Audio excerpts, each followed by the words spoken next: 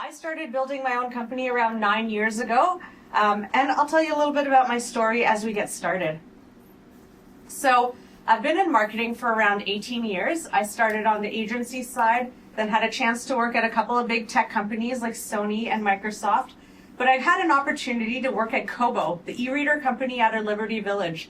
At the time, we were 49 people, and we scaled that company, and I was the head of product marketing, and we got to grow up to 500 people. I got to launch our first e-readers, apps, and they didn't care that I was a young, ambitious marketer. They wanted ideas. They wanted someone who was willing to sleep under the desk overnight and work on their website. And it was something that I just fell in love with. I love the pace of startup. I love the excitement, the energy of founders. And that's ultimately what continued my journey. I got to work at Juice Mobile afterwards, an ad tech company, and I helped them exit to Yellow Pages at $32 million. That was my very first taste of an acquisition. Unfortunately, I wasn't smart enough to get some equity. So I learned my lesson, and the next time I decided, when I was working at Thinking Capital, I was going to actually ask for a part of the company. When I joined Thinking Capital, it was a company called Advance It, or Advance IT. It had this website that made it look like a fake company.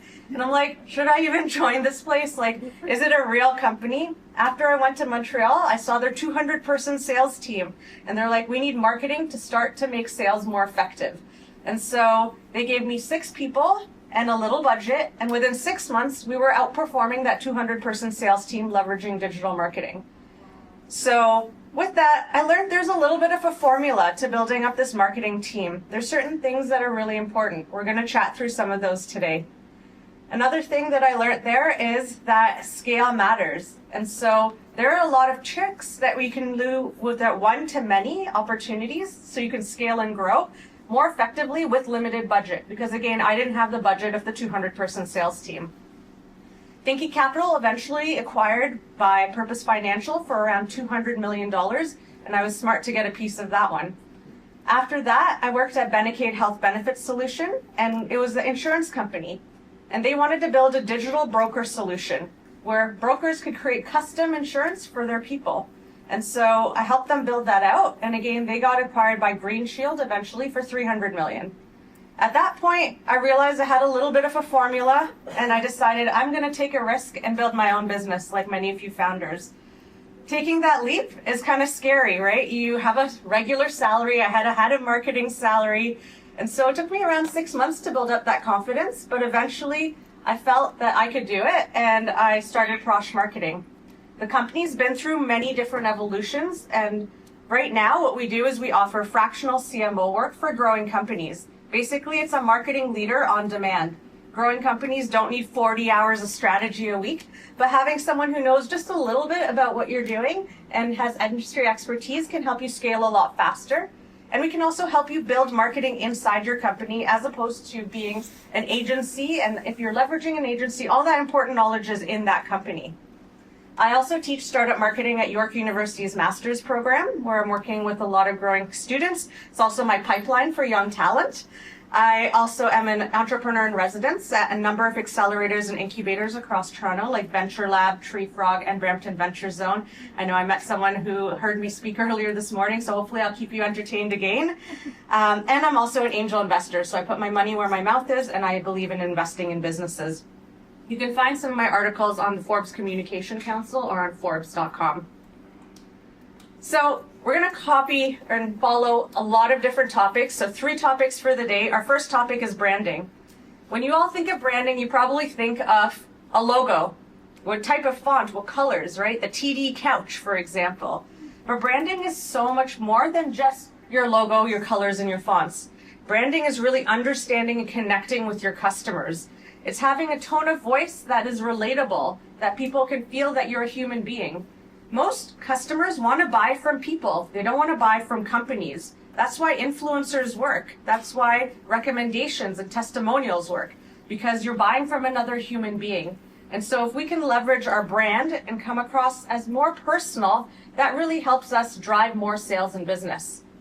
It's also your mission, your vision, your values. All of those things represent who you are and make you someone that people want to work with in both a B2B and B2C play. Benefits of branding include awareness, so people know who you are, they trust you, you have differentiation, you create loyalty, and it's easy to refer a company that has a strong brand. So, how do you get started? The first place I look is really figuring out what your brand purpose is. So, you want to think about, what does the world need in this world? There are lots of kind of gaps in the market. What are you good at? What are the key advantages that you have? Maybe you have internal skills, maybe you have IP. What are you really good at, and what are you passionate about? Ultimately, the passion is really what shines through and what excites people who want to work with you. And with that in mind, you come up with your brand purpose. Now, you probably have the opportunity to fill a variety of different purposes. Many of you, if you're a technical founder, will think about functional purposes. So things like, it saves time, it simplifies my life, makes things easier. Those are on the bottom level of Maslow's hierarchy of needs when we think of things that are important.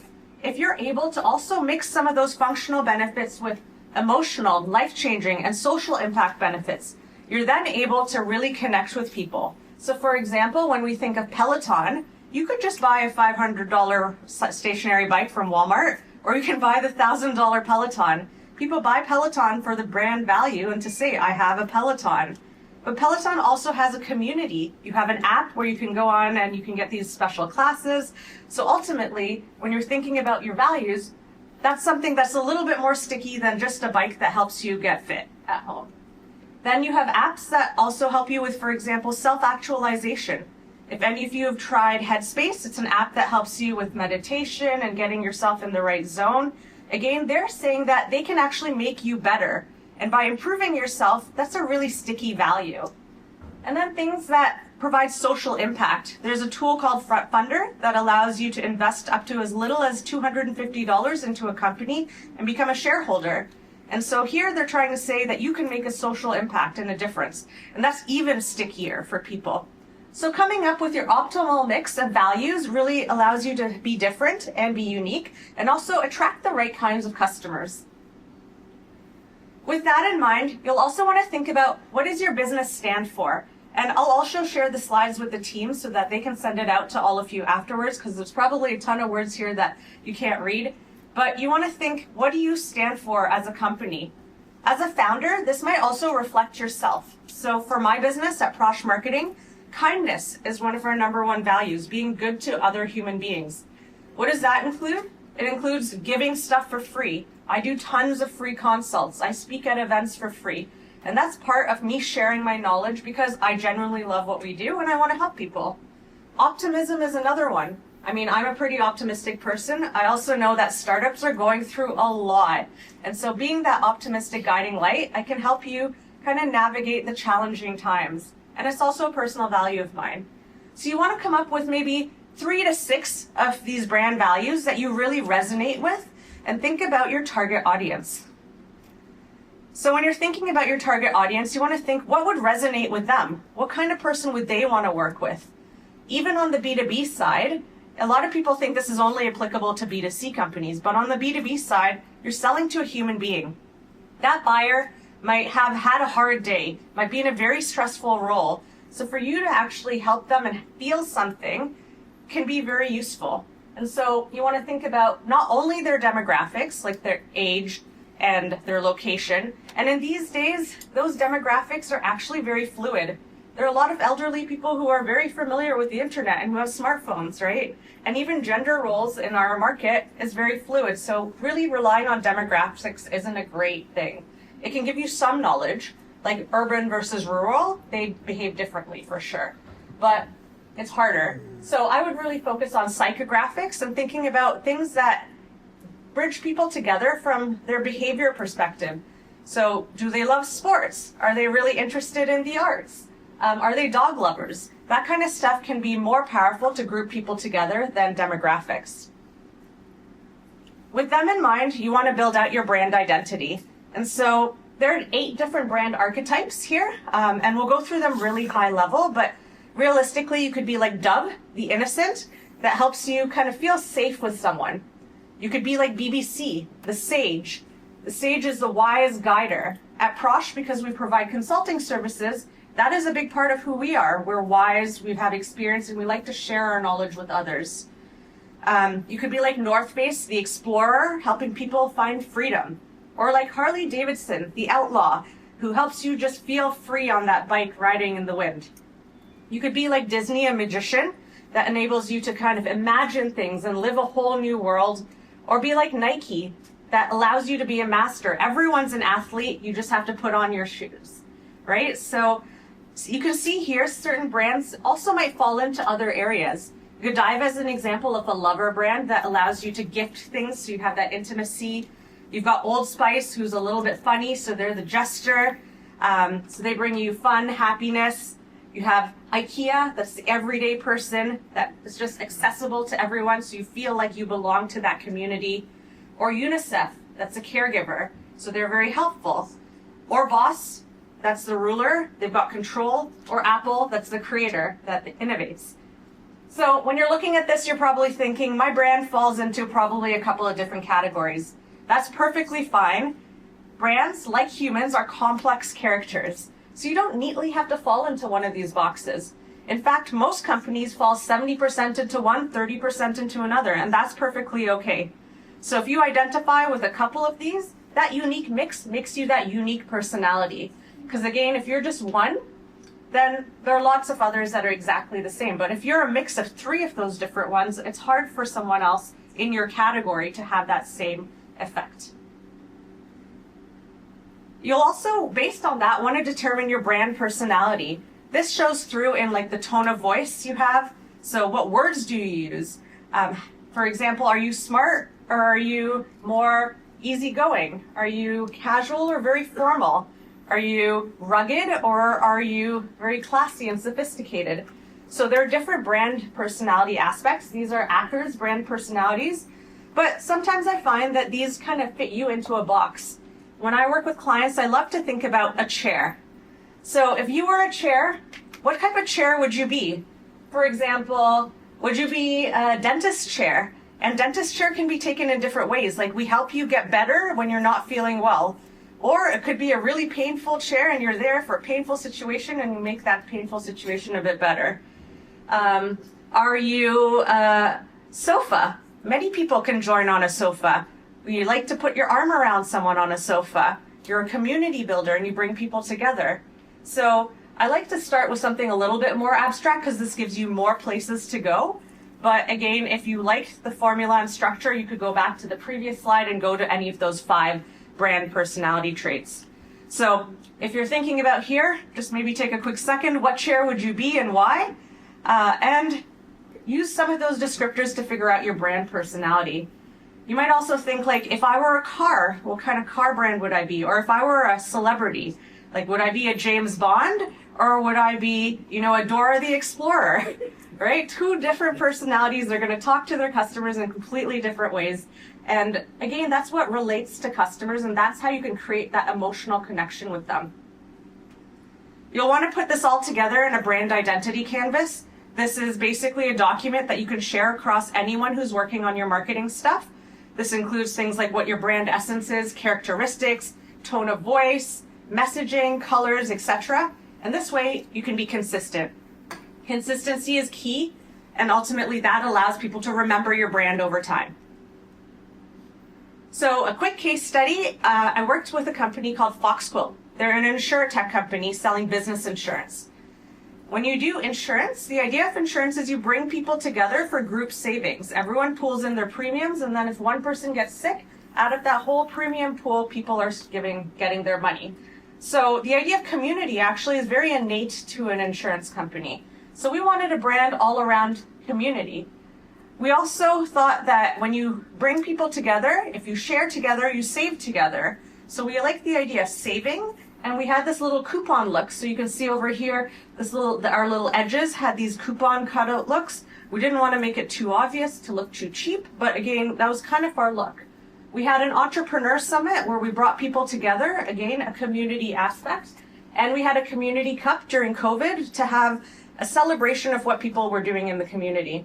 So again, it doesn't have to be directly related to your product or service. It has to be related to your values and what you want to do. now that you've had all of this branding and you have all of these ideas, how do you validate this?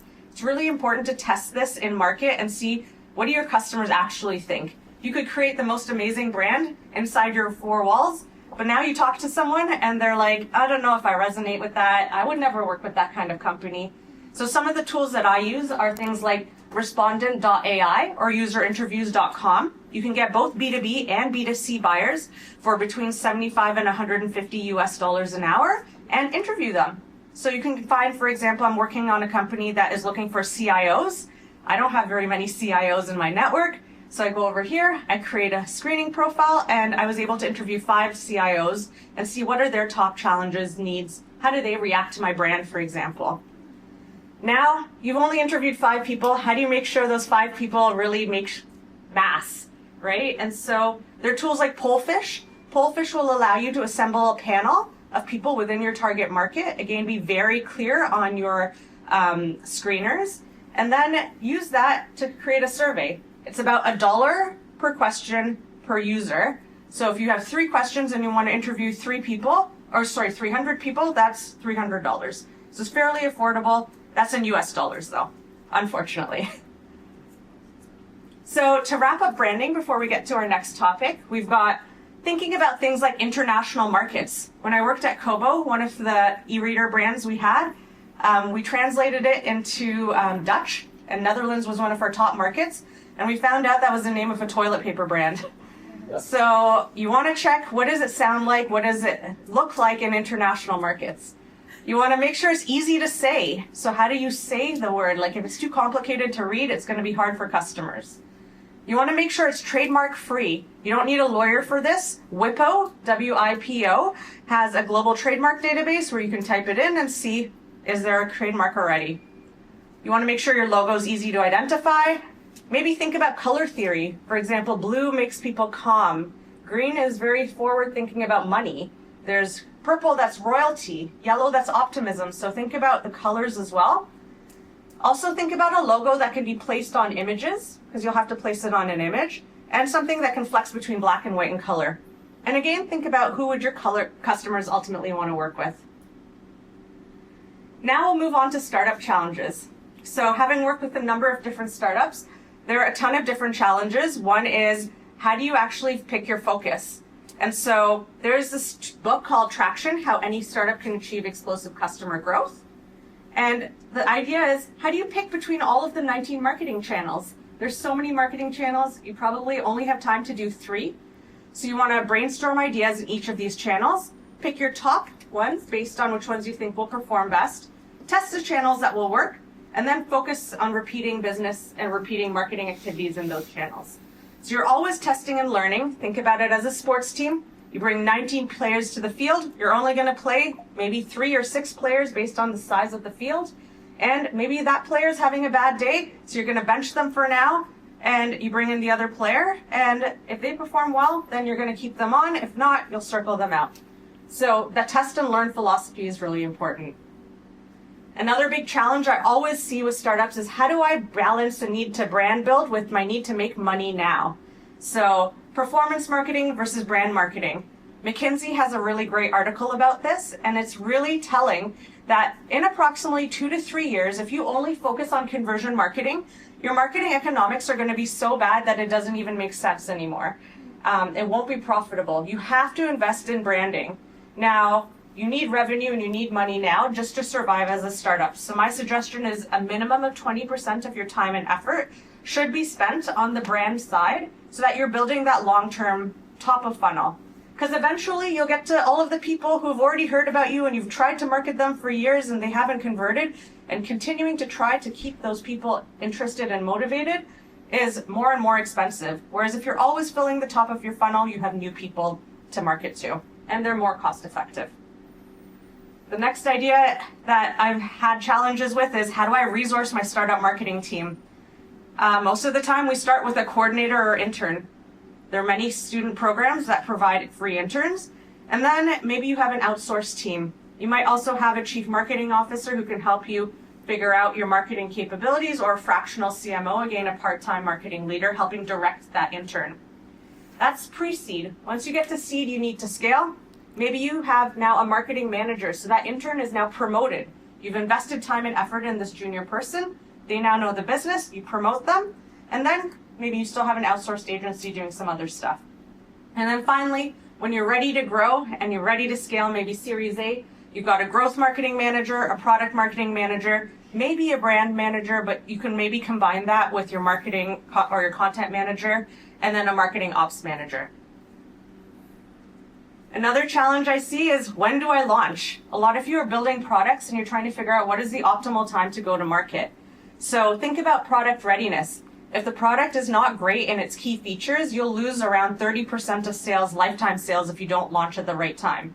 So don't wait till perfection, but the key features that add value have to be at the level or higher than your competitors. Seasonality might be interesting. For example, if you're going to sell skis, you want to make sure it's ready for winter.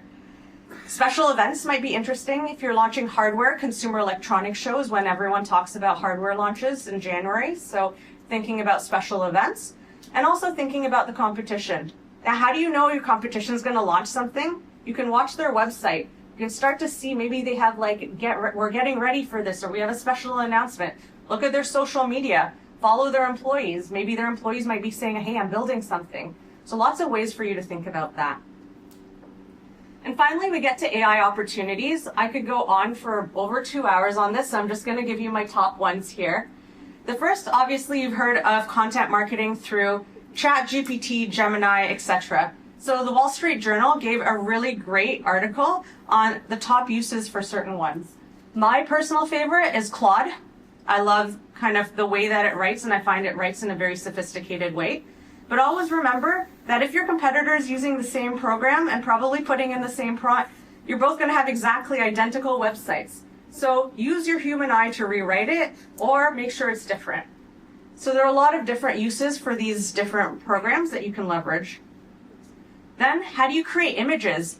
There's Midjourney. Midjourney is a very sophisticated program that allows you to create images. But we have a Canadian competitor, Ideogram. And Ideogram is actually based out of Toronto, and they allow you to get a whole bunch of credits for free. So if you're only producing like 5 images a day, you can get a free Ideogram. Then there are chatbots, so conversational AI. These are things that help you convert higher without having to have a human being try to get you through. I recently met a company called Chat Simple, and they have a plugin you can put on your website, and it actually speaks to the customer. So someone comes and they can ask you questions. How can I help you today? And they can voice chat with them, or they can type it in. And that apparently increases conversions. Now, I haven't seen it in action, but it sounds like something that would help.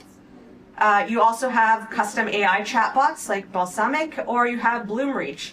Bloomreach is an AI shopping assistant. So if you have an e-commerce website, it could be helpful to help people figure out what is that best product for them. We then have things like AI, predictive AI. So now how can I predict my customer behavior? There's Gainsight, which allows you to kind of think one step ahead of what your customer is going to do based on profiles. So they cookie the customer, they've learned a little bit about them, they mirror them to a lookalike group, and they figure out, oh, they're probably going to do this next. We've got Smartly that does advertising analytics. So they predict which program or which app or which ad that their person's going to go to next. And then you have email automation and email things, which will predict how people will react to emails or when the best time to send is. And then you have things that just make your life easier, AI automation. There's Reply that allows you to create email automation really quickly, so you don't have to email every time, every personalized email, because you know personalized emails are still important to convert, but doing it at scale is tough. You might also have SalesLoft, which does that AI personalization on the emails, or a tool called Tascade that can automate some of your regular marketing tasks.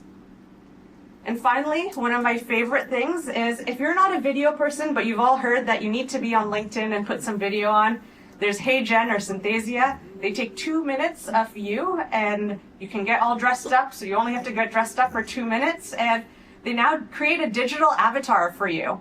And now this digital avatar can be used for you in all sorts of applications. You can type in the content and you can say, these are the different social media things I want to talk about, type it in, and it will create it. And you can translate it into different languages. And in my experience, I've used both. My parents can't even tell the difference between me and Synthesia. They can definitely tell the difference between me and Hey Jen. Hey Jen doesn't do the little things that I do. Like I put my hair behind my ears sometimes, or my voice intonation goes up after certain words. So Synthesia is a lot more advanced. It's a little bit more expensive though. So for anyone who's camera shy but still wants to be on video, these are good options too. I want to leave you with some resources really quickly to help you grow your business as well. One is Prowly. Prowly has a 7-day free trial. Prowly allows you to find by keyword all of the journalists in the world who are talking about what you're talking about or what you want to talk about. So you can now go and find out, hey, this person's talking about marketing leadership or fractional CMOs in Canada, and a list. So we'll curate that list. I would recommend you to do that with all your different keywords and all the different markets you're going to grow through as you start to get your free trial, because you only have 7 days and then they're going to sell you hard afterwards. They're going to call you and you can just say thank you. My other free tool is Featured. Featured allows you for free to answer 2 questions a journalist has every month. And you have a chance to get featured in one of their publications. Forbes, Business Insider, all of these big publications post over there. And if you find traction, you could upgrade your subscription and answer more questions. A lot of people wonder, how did I get published on Forbes? How do I get my word out? There are paid networks. Forbes costs around $3,000 US to be part of. Entrepreneur.com costs around $1,000 US. And actually, Entrepreneur.com allows you to publish every 2 weeks. So you could theoretically get 48 articles out, which is awesome. You have to be very prepared, and 2 articles a week is very quick. And also, you cannot use AI. They will find you. I've tested it, I've tried a lot of things, I've even rewritten the AI content, and they found me. So you have to handwrite these pieces for SEO purposes. But again, if you want to get your word out, this is a great place. And finally, we've got matchmaker.fm. If you want to be featured on a podcast, this is like a dating site for podcasts. They have their profiles for the podcasts, and you put your profile up as an entrepreneur and you get matched. Or if they're interested, they'll reach out to you. Vice versa, if you're interested in a certain podcast, you can reach out to them and DM them and arrange for that. Again, it's a free platform and you can find great opportunities. Finally, there's Google Alerts. I think it's really important that you also keep alerts for all of your competitors. I removed all my competitors here so you don't see them and consider them. But you want to also have your keywords here, your branded words, your topic words, as well as your competitors, so you know what your competitors are doing, and you can always keep track of things. So it'll send you an alert and you can go check it out. So with that, I'd love to open up the floor to any questions. We have, I think, a little bit of time for 1 or 2 questions, right? A few questions. All right. So let's give a big round of applause. Could you elaborate on the success of Prosh Marketing and where you're at? I mean, you give a very good background on your employment history and some of the ventures you got behind in that. But talk more about Prosh Marketing and all the things that you talk about, how it has been helpful and useful for you to become successful. So Yeah. Can you elaborate on that? For sure. Thank you for that question. So I started Prosh around 9 years ago as I'll do anything for you if you need marketing thing, because I wasn't exactly sure what opportunities might exist. So I wanted to test the market out. And over time, I realized there was a need for marketing leadership. They didn't want consultants. Consultants is a dirty word. They're like, we don't want someone who's just going to give me a strategy and run away. I need to figure out how to do this. So that became my niche. And eventually the word fractional CMO kind of came up with fractional CPA, fractional CFA, and fractional other areas. So we adopted that. And so we eventually evolved. It was still me up until COVID. And then in COVID, I got really bored spending all that time alone. So I decided I'm going to do some BD. I'm going to try to get more than just my customers and grow.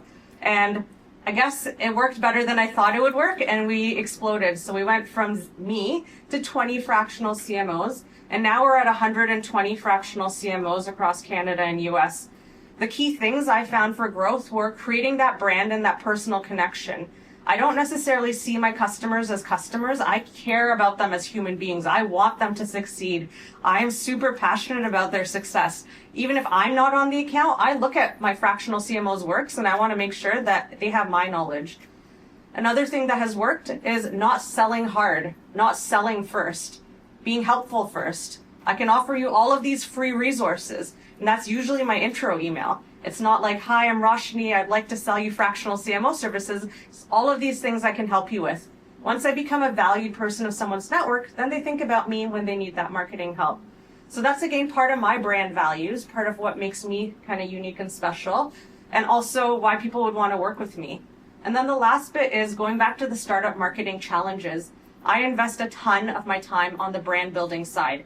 So awareness, people just knowing about me first, is that first step. And it's very time consuming coming to all of these events, networking, but that's really how I've found success, and through personal branding.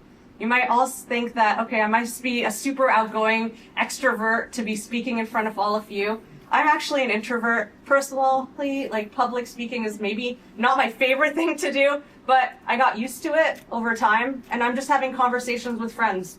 That's how I see it to all of you. You're all people that I'm genuinely interested in. I want to see you grow, and I want to learn more about you too. Excellent. Thank you very much, Roshni. So one general question, and then we'll go to the audience for more questions. In your experience, are there any fundamental differences between, if you're marketing or you're working with companies that are marketing or promoting and selling their products to consumers as opposed to businesses? Yeah. So the fundamental difference, I think, is the buying process for a business is a lot more complicated than the buying process for an individual. It maybe involves multiple stakeholders. So you have to think about, what does the CFO think? What does the CTO think if it's a technology product? Who are the users and what do they think? So there are many different stakeholders that you have to think about when you're doing marketing. The sale is also longer, but one thing that everyone forgets is, like, these buyers are still human beings. So at the end of the day, they still have emotional needs. If you can connect with them on that emotional level, like, I can help you get a promotion, I can make your job less stressful. Those are emotional things, again. So it's not saving time, making an ROI. Those things are still important, but that is still a very good way of connecting with the buyer on the business side. On the consumer side, it's a lot of emotion. So you really, really have to connect with them. If they think you're an environmentally friendly company, and I believe in the environment, and I really want to help climate change, it initially creates that amazing connection and chemistry. So again, thinking through your values and how those things connect with customers, it allows you to make that quick sale where people are like, I believe in you, I want to work with this company. Thank you very much. So now we'll go to the audience for questions. Be polite, okay? Be nice. For a change. Basically, I always follow our leader here. My question to you is basically, what early stage companies have you been involved with and helped? Because that's what we are all interested in. Yeah, so probably over 300 to 500 companies that I've helped as an entrepreneur in residence, as a mentor. One of my portfolio companies and former clients, Pocketed, just recently got acquired by Deloitte last week. So that was just one of them. I've worked in fintech, health tech, prop tech, ad tech personally, and a number of different companies other than the 4 ones that I listed over there that I've been the head of marketing for as a full-time employee. But yeah. Very good. All right, who's next? So first of all, Roshni, thank you so much for the insightful presentation you have done. So there were 2 phases for your presentation, right? First was the brand building, and second was the AI. In the brand, I do understand as a CMO, you will be more towards the brand building. But when it comes to AI, do you really focus on the automation kind of thing in the marketing and sales? You didn't talk about, you have talked about 20 plus products in the PPT. You didn't talk about GHL, go high level. You didn't talk about Zapier and the things actually who do integrate with different systems together. So as a CMO, how do you focus on those things at the back end partners, right? Yeah. The integration for different systems together. Those are high level tools. Which looks on a high level, like, you can see into that and then you can automate those things. But at the back end, there are some other tools as well who do the work at the underground things. So how do you see that, like as a fractional CMO or as a CMO? Yeah, so really interesting question. How do I think through marketing operations technology? right? Most of the technology I showed you here is how do you reach customers more efficiently. So it's more on the acquisition perspective. But there's a lot of stuff that can make you just more efficient in the back end, right? Like Zapier and stuff like that. I didn't touch on them today because those are more automation tools and not AI. So the topic was AI, but of course we need to think through those. So the way that I look at things is, first of all, I do processes manually. You have to understand the manual process to see what are the different areas that you need to lean into, what are the opportunities, and what needs that human touch. On the marketing side, human touch is really important. So human touch basically goes to the customer, right? When you talk about automation, I don't think human touch matters that much. It is mostly about AI, where you want to automate the things and reduce your time. I think decision making, for example, sometimes needs a human touch. I don't know if all of these automated processes have the smart decision making to take into account like different buyer personas or the way someone might feel on a certain day. Maybe I know, for example, as a salesperson, that guy had a bad week. We should not send that person an email because he just, I can see on his LinkedIn, he said all of this stuff. He's going through maybe a divorce or something. We don't know, right? So there is always that decision-making process. So I always start with the human process, figuring out where that human needs to be, and then I would automate. But that's a long shot, right? Like you have to go to at each and every customer's LinkedIn and seeing that, okay, how does it feel, and all that things, right? So that's a long shot, I guess. But you start with the human process. You see where you would break the model. Okay. So that model might be broken if, at certain points, if you're pushing hard on an email, you want to make sure customer is in a good mood. You don't want to send an aggressive sales email when they're in a bad mood, right? So maybe at that point you interject the human side. So you design the process after doing it manually, once you understand where the little inflection points are. good, thank you. Yeah, you're welcome.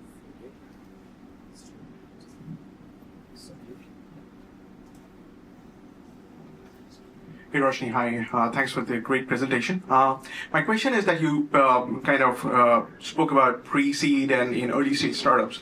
Now, generally in early stage startups, the product market fit is achieved after a couple of years. You're trying to do and go into numerous cycles into figuring out who your right customer is, or would you like to pivot into a different idea altogether? So when you said that one should start their marketing activities right away, how would you work on that, because it may change over a period of time. So how do you make sure that the communication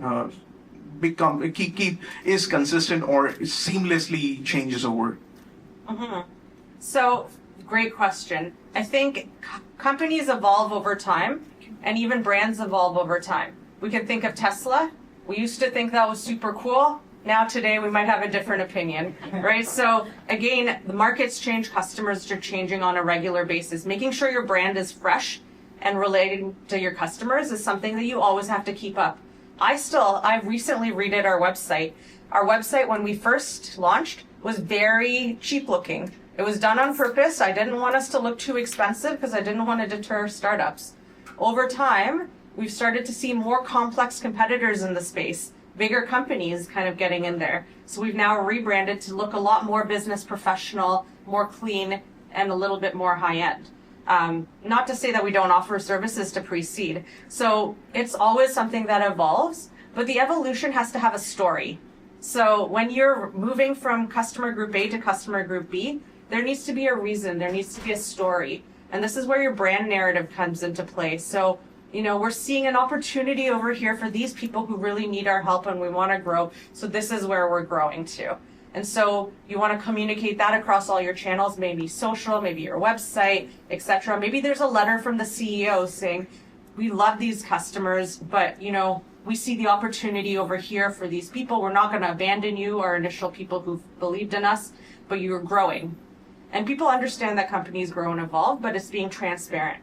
Now, you're probably thinking, I invested all that time in all those people. What do I do with them? Leverage them as case studies, testimonials. They're the people who believed in you first or believed in you before the new people. So don't let them go to waste, right? Like you've already built that rapport, and using their credibility, now you're going to enter your new market. So you can say, these people believed in us even when we were a small company, and they backed us, and you can leverage them still to move forward so it's not all lost money. Hey Roshni, so can you also throw some light on how to go for self-branding through content creation? Because I think that is the next thing which, along with for my business, I have to also create brand for myself so that it stays or it speaks even when I'm silent. Yeah. So yeah. So this is an interesting one as founders because your company will have company values. You as a human will have your human values. Your company will have its mission and purpose. You as a human will have your mission and purpose. They should somewhat have some similarities, but you can also be unique and different. My personal brand is all about being creative. I mean, I have purple hair, right? I'm also a street artist, and that's part of what makes me unique and special. So you can also leverage those things that make you unique and special for your personal brand. And then you have to start testing it out, putting it out in market. LinkedIn is a good place to start because you can grow your community. But again, maybe you go on Matchmaker and start to build some podcast appearances. It takes time to build a personal brand, approximately a couple of years realistically. But volunteer at places where you can talk, right? And get your experience out. Maybe if you're in an incubator, you can teach them a skill about something. And start to create leading edge thinking. So if you're saying the same thing that everyone else is saying, it gets boring, right? Because other people are saying it. I could talk about marketing. There's so many people who talk about marketing, but there are very few people who talk about startup marketing specifically. And then for entrepreneurs or tech entrepreneurs, it's even a smaller group. So be very specific in your niche and try to be different and have a unique angle to it.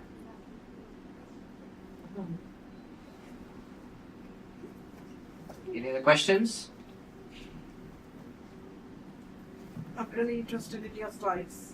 How do we get it? I will send a PDF to the team and then maybe you guys can send it out. Perfect. You have them, so there you go. Any more questions? Well, thank you very much.